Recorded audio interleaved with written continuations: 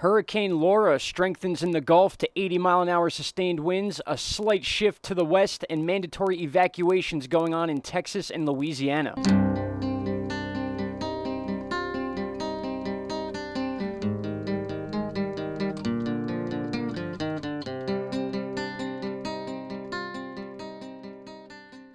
All right, everybody, welcome back once again. It is August 25th, 2020, 4:52 p.m., and the National Hurricane Center 5 o'clock update has been released, at least to some outlets, and we have had a rise in wind speed with Hurricane Laura. We are now at 80-mile-an-hour sustained winds. That's also 70 knots. We've been teetering around 989 to 990 millibars in pressure, and we're consistent with the winds, at least the direction of the movement, with the west-northwest at 15 knots or 17 miles an hour.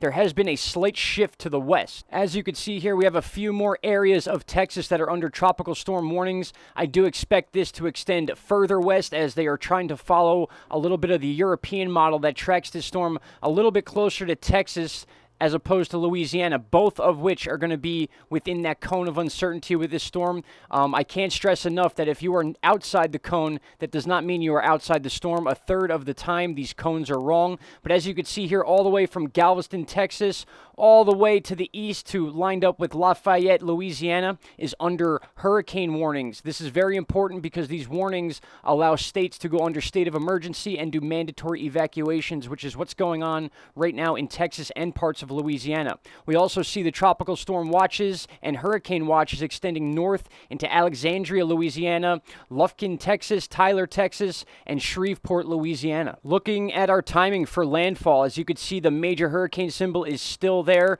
basically right on the border of Texas and Louisiana. As I said, the European models have this shifting a bit to the west, keeping it more Texas centralized, which is why they have the mandatory evacuations going on near Galveston.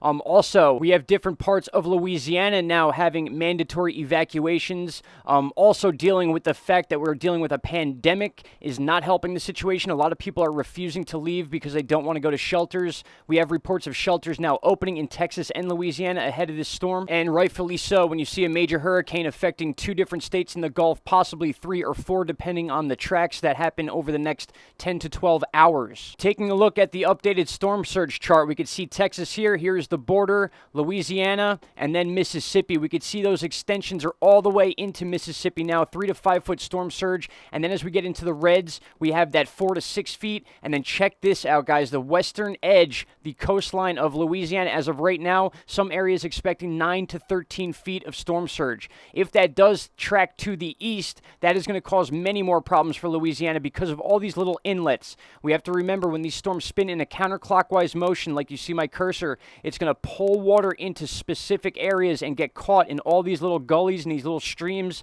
and these little outlets that are all over the eastern part of the Louisiana coast. Not so much with the western edge or Texas. There are a little bit in there, but that counterclockwise spin is really going to cause some issues for these people. And that is why, while we were looking at our other charts, that the extension of the flooding and the warnings are going very far north, almost to the border of Louisiana, the northern border, which, as we look at the new spaghetti plot, shows why the jet stream is going to pick up Laura once it enters the states and kind of whip it out and then up into the northeast. That's why we're seeing those extensions going up to the northern area of Louisiana. We may see that change a little bit up to the northern edge of Texas based on the European models. If it does track a little farther to the west, it will come out this way and then move its way up to the northeast, which we will talk about in the coming days. The wind field for this storm, as you can see here in the dark purple, these are our tropical storm force winds at least and where they're going to extend to. We can see that this has widened a good 150 miles on either side of the centralized area of the storm. When we're dealing with major hurricanes,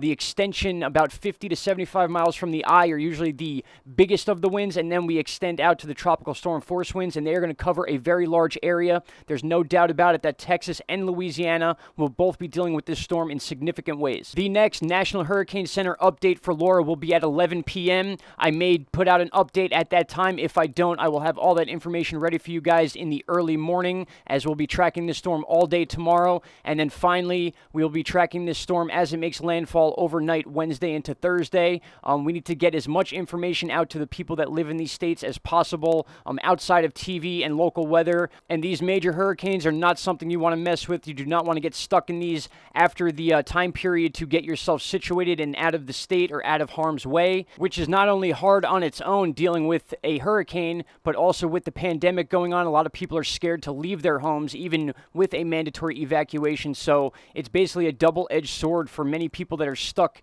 on the coastline, especially ahead of the storm.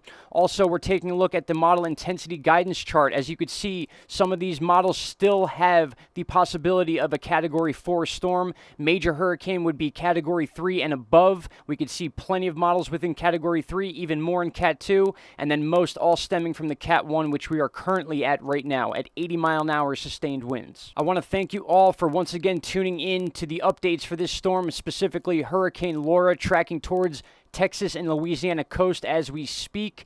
If you guys would like to and you enjoy the work I make, please like, share, and subscribe if you have not already. Every little bit helps this channel, and I enjoy helping all of you at all times. Please stay safe, and I will be back with another update. Any significant changes that I don't come on YouTube and post about, you could see on my Twitter feed or the Instagram feed down in the information box below. Thank you all very much. Stay safe. I will talk to you very soon. Bye-bye.